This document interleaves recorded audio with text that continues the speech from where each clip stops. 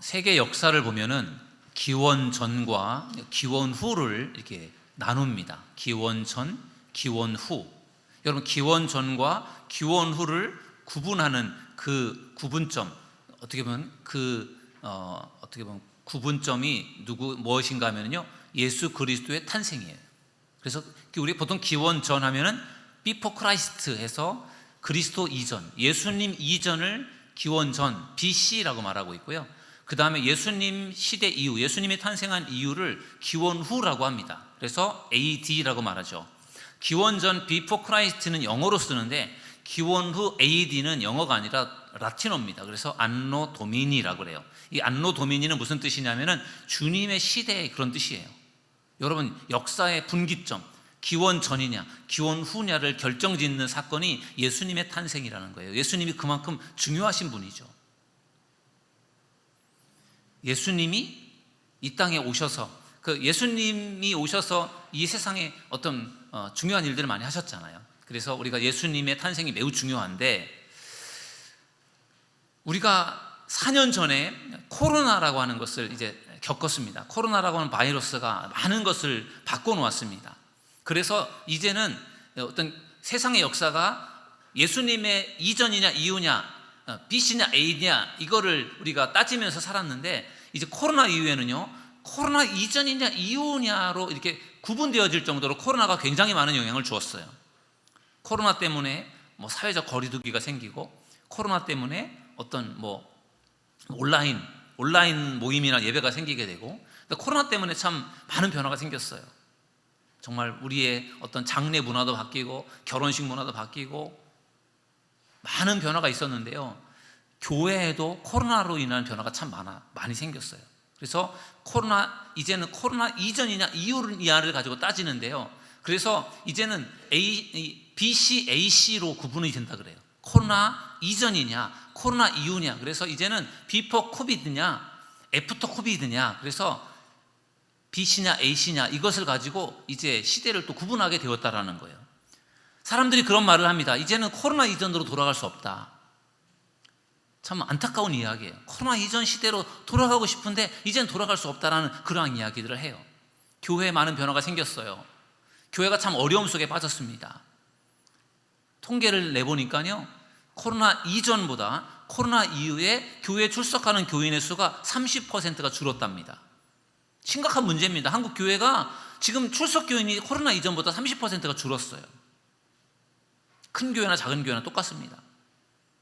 그러니까 이제는 코로나 이전에 비해서 70%의 교인들이 예배를 드리고 있는 거잖아요. 근데 그 70%의 교인들 중에서도 또 문제가 뭐냐면요, 내가 코로나 이전보다 내 믿음이 약해졌다라고 그렇게 생각하는 교인이 30%라는 거예요.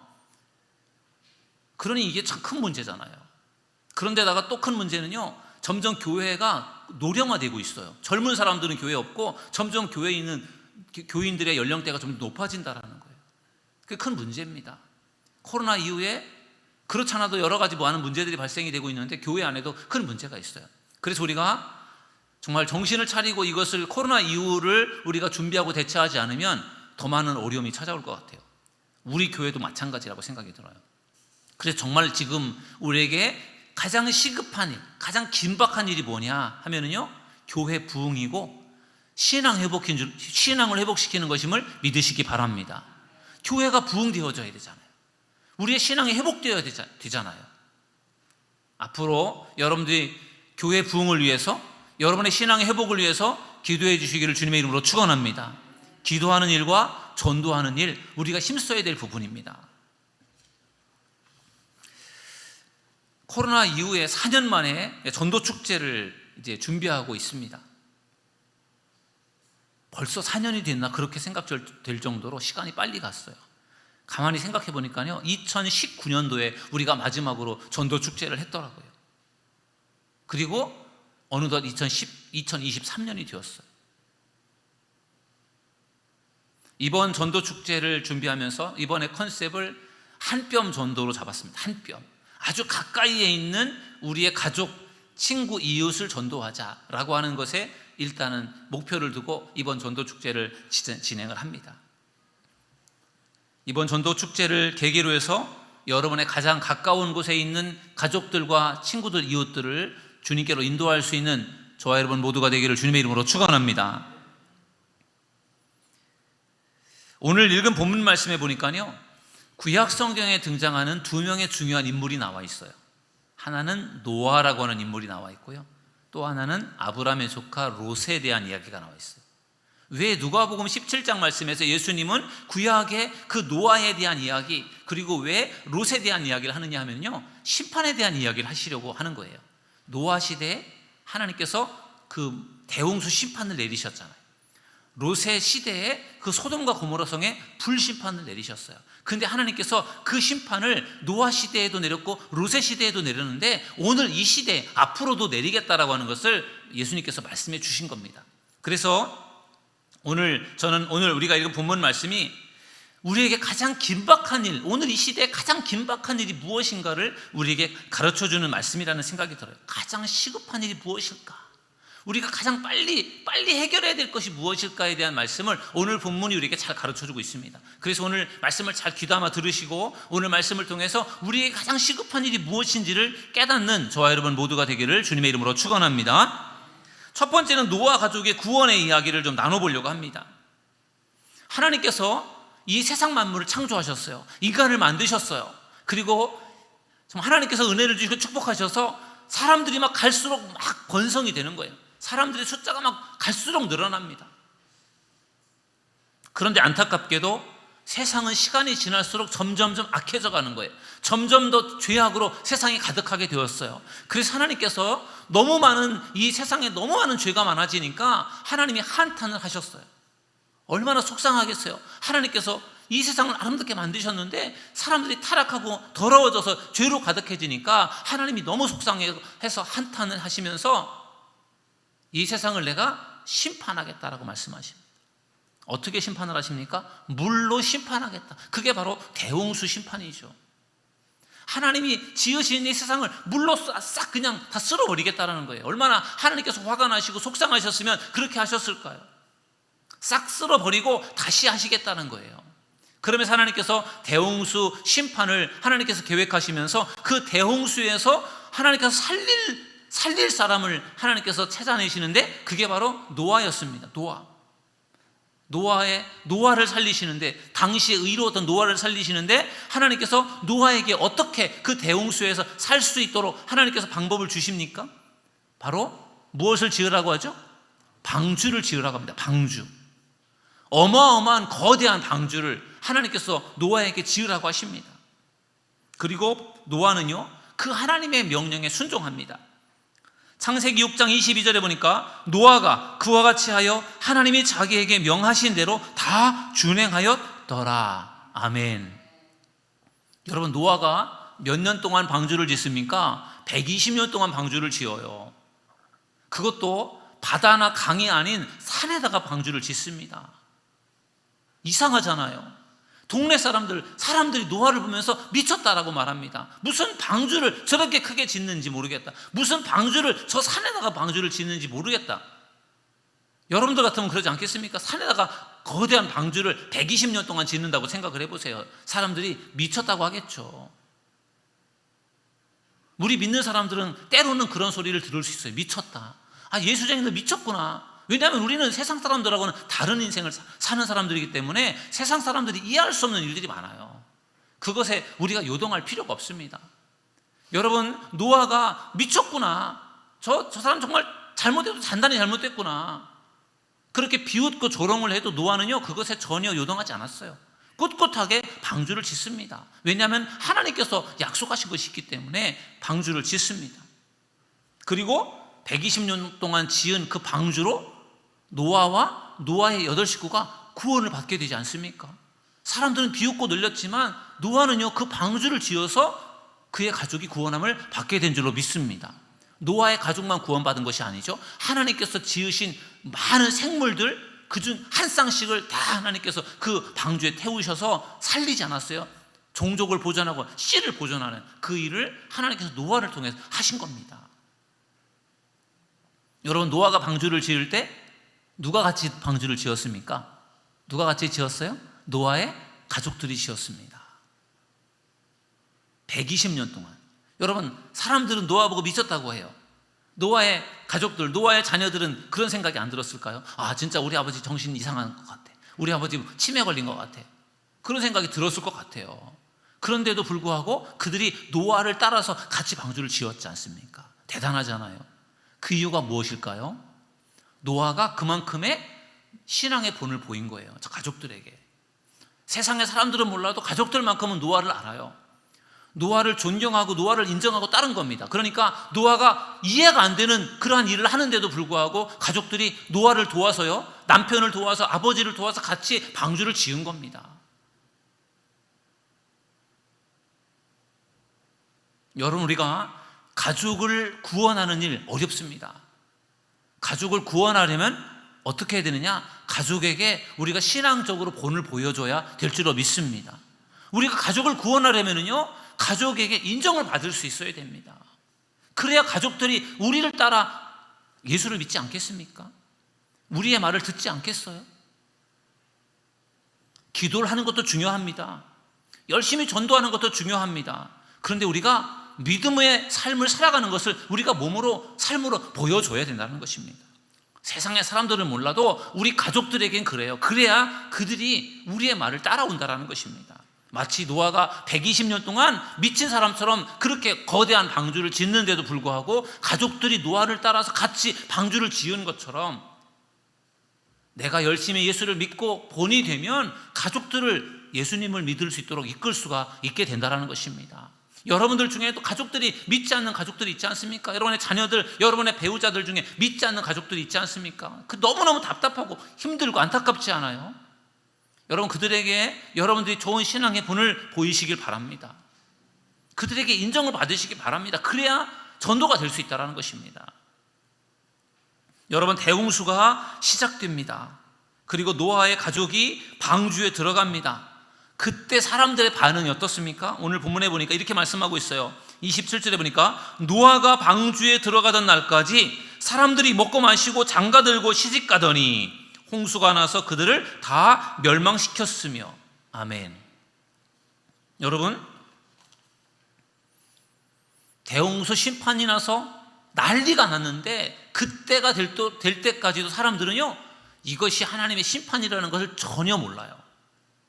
40일 밤낮으로 비가 쏟아지고 땅에서 물이 솟아나서 그 모든 것이 다 물에 잠기는 그런 상황이 벌어지는데도 사람들은 이것이 하나님의 심판이다라는 것을 모르는 거예요.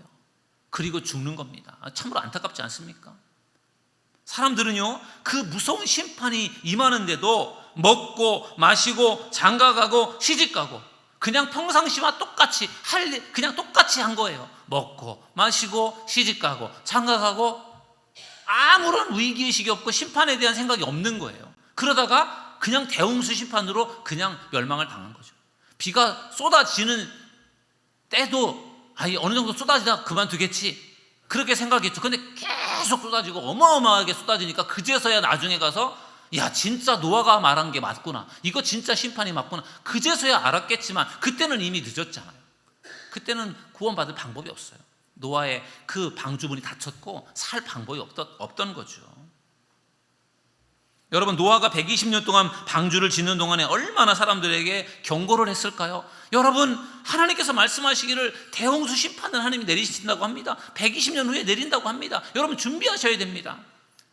그리고 방주를 완성하고 이제는 노아의 식구 8식구가 방주로 들어가는 그 순간에도 여러분, 지금이라도 방주에 타시면 여러분 살 수 있어요. 지금 오셔야 됩니다. 이제 곧 심판이 시작됩니다. 그렇게 말하지 않았겠습니까? 그런데도 아무도 노아의 말을 귀담아 듣지 않았어요. 아무도 그 노아의 방주를 타지 않았습니다. 노아의 8식구를 제외하고는요, 그 방주에 한 사람도 타지 않았어요. 노아 미쳤다라고 생각한 거예요. 오늘 성경은 이렇게 경고하고 있어요. 26절에 보니까 노아의 때에 된 것과 같이 인자의 때에도 그러하리라. 아멘. 여러분, 예수님께서 오늘 말씀하신 거거든요. 노아의 때에 된 것처럼 인자의 때, 예수님의 때, 예수님이 오신 그 때에도 이런 일이 있을 것이다 라고 말씀해 주고 있는 거예요. 노아의 때에 된 것 같이가 무슨 말이에요? 노아가 아무리 하나님의 심판을 외쳐도 대홍수 심판이 임박했고 대홍수 심판이 이제 시작된다라고 노아가 아무리 외쳐도 사람들이 들은 척도 하지 않아요. 노아 미쳤구나. 또 저설이구나. 사람들이 귀담아 듣지 않아요. 전혀 위기의식이 없어요. 그런데 예수님이 다시 오실 그때에도 똑같다는 거예요. 노아의 시대에 노아가 아무리 하나님의 심판을 사람들에게 말을 해도 사람들은 아무도 그거 듣지 않았던 것처럼 주님이 오시는 그때에도요, 여러분 예수님께서 곧 오십니다. 이제 심판이 얼마 남지 않았어요. 여러분 예수님 구원 받으셔야 됩니다. 아무리 외쳐도 사람들이 그래? 또 예수쟁이들 또 떠드는구나. 또 그렇게 얘기한다라는 거예요.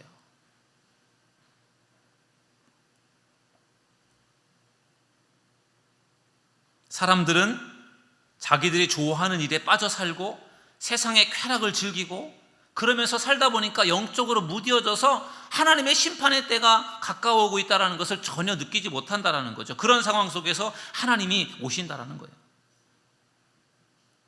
여러분, 노아는 대홍수 심판의 상황 속에서 누구를 구원했습니까? 누구를 구원했어요? 노아는 자기 가족을 구원했어요.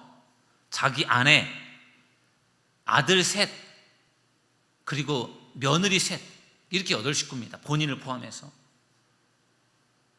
그리고 다른 사람은 한 명도 방주에 태우지 못했어요. 다른 사람은 한 명도 구원을 못했습니다. 오로지 자기 가족만을 구원한 것입니다. 여러분, 다른 사람은 몰라도 여러분의 가족은 꼭 구원할 수 있는 여러분들이 되기를 주님의 이름으로 축원합니다. 다른 사람은 내가 정말 목숨 걸고 구원을 못한다고 할지라도 내 가족만큼은 구해야 되잖아요. 우리의 자녀들이 물에 빠져 서우적거리고 죽어가고 있는데 나 수영 못하니까 나는 너를 살릴 수 없어. 그러고 보고만 있을 수 없잖아요. 어떻게든지 살리려고 애를 써야 되잖아요. 그런 거랑 똑같은 거죠. 우리의 자녀들이, 우리의 부모 형제가 예수 믿지 않고 죽어가는데, 영원히 죽어가고 있는데 그것을 우리가 모른 척할 수도 없다라는 것이죠. 다른 사람은 몰라도 우리의 가족만큼은 꼭 구원하는 저와 여러분 모두가 되기를 주님의 이름으로 축원합니다. 그러려면 우리의 마음속에 긴박한 마음이 필요해요. 지금 아니면 안 된다는, 아직도 시간이 많이 남아있고 주님이 오시려면 아직도 한참 멀었고, 그런 마음을 가지고 있어서는 절대로 우리의 가족들을 구원할 수 없다는 것입니다. 지금 아니면 안 된다라는 절박한 마음, 긴박한 마음을 가지고 여러분의 가족을 주님께로 인도하는 믿음의 성도들 되시기를 주님의 이름으로 축원합니다. 그게 바로 노아의 가족 구원, 노아의 대홍수 심판의 그 말씀이 우리에게 주는 도전입니다. 두 번째, 오늘 말씀을 통해서 나누고 싶은 말씀은요, 롯의 가족의 구원의 말씀이에요. 노아의 가족이 구원받는 것하고요 비슷한 것 같으면서도 또 달라요. 여러분, 아브라함 시대에 소돔과 고모라 성에 하나님께서 심판을 내리시는데 불과 유황으로 심판을 내리세요. 그 소돔성, 고모라 성이 아주 성적으로 타락했던 도시라고 해요. 그래서 그 성을 하나님께서 불과 유황으로 심판을 하시는데, 그 성에 아브라함의 조카 롯이 살고 있었죠. 그래서 아브라함이 자기 조카 롯이 살고 있는 그 소돔성을 하나님께서 심판하시겠다고 하니까 아브라함이 막 하나님께 막 간청을 하잖아요. 하나님, 그 성에 의로운 사람들이 있습니다. 의로운 사람들도 그 하나님께서 죽이시려고 합니까?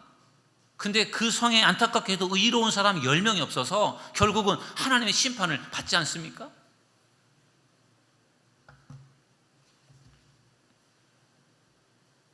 하나님께서 그 성에 심판을 내리시는데, 그때 하나님께서 아브라함의 조카 롯의 가족을 구원하기 위해서 어떻게 하시죠? 그 성을 탈출하게 하십니다. 그 성에 있어서는 죽으니까 하나님 그 성을 탈출하게 하십니다.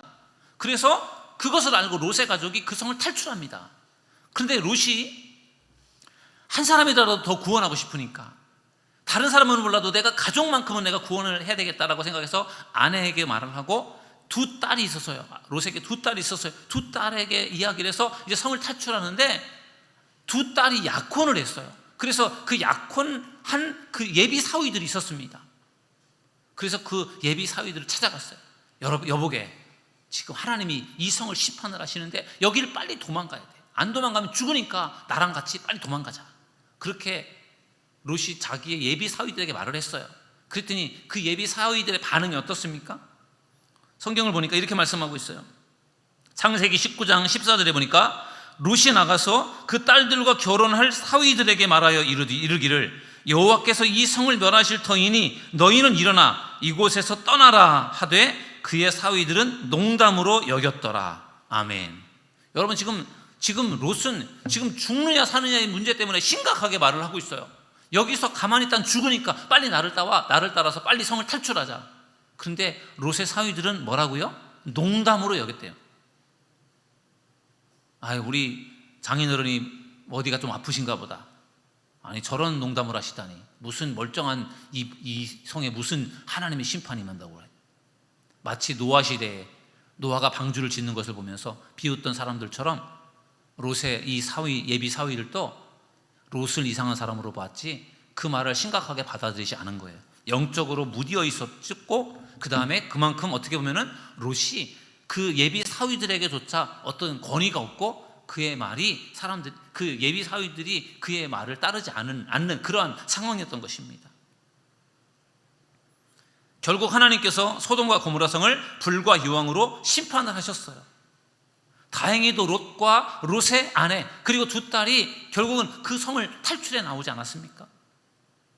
그래서 롯이 다른 사람을 몰라도 자기 가족을 구원한 거예요.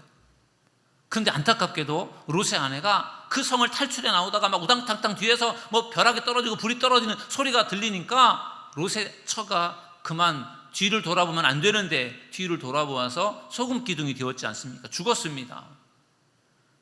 롯과 함께 구원을 받을 수 있었는데 안타깝게도 결국은 죽은 거예요. 그래서 결국 그 성에서 소돔과 고모라 성에 하나님의 심판을 받는 상황 속에서 그 성을 탈출해 나와서 구원받은 사람은 롯과 두 딸 3명밖에 없었습니다. 오늘 성경은 이렇게 경고하고 있어요. 누가복음 17장 28절인데 또 롯의 때와 같으리니 사람들이 먹고 마시고 사고 팔고 심고 집을 짓더니. 아멘. 여러분, 소돔과 고모라 성에 불이 떨어지고 하나님의 무서운 심판이 임하는 그때 사람들의 태도가 어떻습니까? 먹고 마시고 사고 팔고 심고 집을 지었대요. 이 사람들은 평상시와 똑같아요. 아무런 의식이 없어요. 하나님의 심판이 불심판이 임한다는 걸 전혀 생각하지 않고 있어요. 그러다가 그냥 갑자기 하나님의 심판이 임하게 된 것입니다. 여러분, 롯도 소돔성 사람들 한 명도 구원을 못했습니다. 롯이 의로운 사람이었다면 그가 소돔성에 살면서 사람들에게 전도하고 좋은 선한 영향력을 끼쳐서 사람들로 하여금 하나님을 믿게 하고 뭔가 그들이 정말 바르게 살 수 있도록 했어야 되잖아요. 그런데 그게 안 된 거예요. 그 성에 의로운 사람이 없었어요. 자기 믿음은 겨우 지킨 줄은 몰라. 자기 믿음을 겨우 지킬 수는 있었지만 다른 사람을 구원하기는 어려웠던 거예요. 심지어는 자기 아내조차 구원하지 못하잖아요, 롯이. 그리고 두 딸은 어떻게든지 구원했지만 두 딸의 앞으로 두 딸의 남편이 될 그 사위들조차도 결국 구원하지 못한 것을 보면은 참으로 안타깝습니다. 노아와 롯의 가정을 비교해 본다면은 노아는요, 그래도 아내와 세 아들과 세 며느리를 구원했어요. 모든 가족을 구원했어요. 모든 가족들과 함께 방주를 지었어요. 어떻게 보면 같이 신앙생활을 한 것이죠. 모든 가족들과 같이 신앙생활을 하면서 그 방주를 지었고 그 방주에 타서 모든 가족이 구원을 받았어요. 그러니 노아의 가족이 참 그래도 감사한 일이지 않습니까? 다 구원을 받았으니까요. 그런데 롯의 가족은 어떻습니까? 롯의 가족은 아내도 구원을 못 받았어요. 두 딸의 사랑하는 그 예비 신랑들도 구원을 못 받았어요. 그러니까 어떻게 보면 반쪽만 겨우 구원을 받은 거예요. 롯도 그리고 두 딸도 겨우 3명만 구원을 받은 것입니다. 여러분의 가정들 중에도 노아와 같은 가정이 있을 것이고요, 다 온 가족이 예수님을 믿는 가정이 있을 것이고, 롯의 가족들처럼요 일부분만 예수 믿고 있는 가족들도 있을 거예요. 그렇다면은 노아와 같은 가정이라면 그래도 다행스러운 일인데, 롯과 같은 가정에 여러분들이 속한다면요, 여러분 더 긴박한 마음을 가지고 시급한 마음을 가지고 그들을 전도하는 믿음의 사람들이 될 수 있기를 주님의 이름으로 축원합니다. 지금이 아니면 안 된다는 절박함이 있어야 돼요. 나중에 해야지라고 생각하는 것은 그것은 어리석은 일입니다. 왜냐하면 언제 주님이 오실지 아무도 모르기 때문에 그렇습니다. 세 번째 말씀은 오늘 우리들의 말씀이에요. 세 번째는 우리 가족의 구원의 문제입니다. 여러분, 노아의 때 하나님께서 대홍수 심판으로 심판하셨어요. 롯의 시대에 하나님께서 불과 유황으로 심판을 하셨습니다. 성경은 뭐라고 말씀하고 있느냐? 노아의 때와 인자가 오실 때가 같다라고 말하고 있어요. 롯의 때와 인자의 때가 같다라고 말하고 있어요. 주님이 오시는 그 마지막 때가 마치 노아의 대홍수 심판 때나 롯의 그 심판 때와 같다라는 거예요. 성경은 이렇게 말씀하고 있어요. 누가복음 17장 30절에 보니까 인자가 나타나는 날에도 이러하리라. 아멘. 인자가 누구입니까? 인자 예수님이에요. 여기서 말하는 인자, 예수님께서 하시는 말씀이 인자가 올 때 나타난다고 하는 것은 예수님이 다시 오실 때 재림 예수를 말하는 거죠. 예수님께서 다시 이 세상을 심판으로 오시는 그때도 이러하대요. 노아의 때와 같다라는 거예요. 사람들이 전혀 마지막 때라는 것을 생각하지 못해요. 주님이 오신다라는 것을 전혀 생각하지 못해요. 전혀 준비하지 않고 그냥 있다가 마지막을 맞이하게 된다라는 것입니다. 물론 노아 같은 사람, 롯과 같은 영적으로 깨어있는 사람은 그때를 알고 있어요. 그래서 대비하고 준비를 합니다. 그러나 영적으로 깨어있지 못한 다른 사람들은 전혀 모른다라는 거죠. 여러분, 노아같이 영적으로 깨어있는 믿음의 사람들이 되셔서 주님이 언제 오시든지 준비되는 믿음의 사람들이 될 수 있기를 주님의 이름으로 축원합니다. 그래야지 다시 오실 주님을 우리가 맞이할 수 있지 않겠습니까? 성경은 예수님이 재림하셔서 심판하실 때에 일어날 일을 이렇게 소개하고 있어요. 오늘 본문 34절에 보니까 내가 너희에게 이르노니 그 밤에 둘이 한 자리에 누워 있음에 하나는 데려감을 얻고 하나는 버려둠을 당할 것이요. 아멘. 여러분, 지금 예수님께서 하시는 말씀은 마지막 예수님이 다시 오실 그 마지막 때 종말의 때를 말하고 있어요. 그때 무슨 일이 벌어집니까? 밤중에 두 명이 잠을 자고 있는데 한 사람은 데려감을 얻고 한 사람은 버려둠을 당할 것이다. 두 사람이 밤에 잠을 자고 있어요. 아마도 부부인 것 같아요. 부부가 잠을 자고 있어요. 그런데 한 사람은 들림을 받고 한 사람은 버려둠을 당한다라는 거예요. 부부라고 해서 다 똑같이 천국에 가는 것이 아니라는 거죠.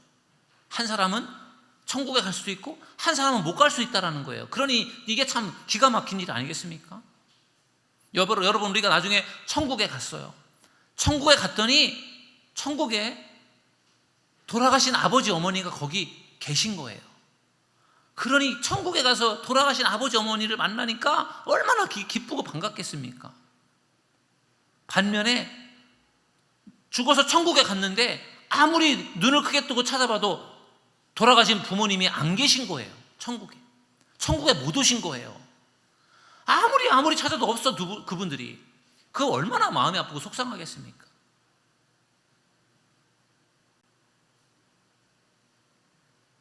그러므로 재림의 때가 닥쳐올 때에 들림 받을 수 있는 믿음의 성도들 되시기를 주님의 이름으로 축원합니다.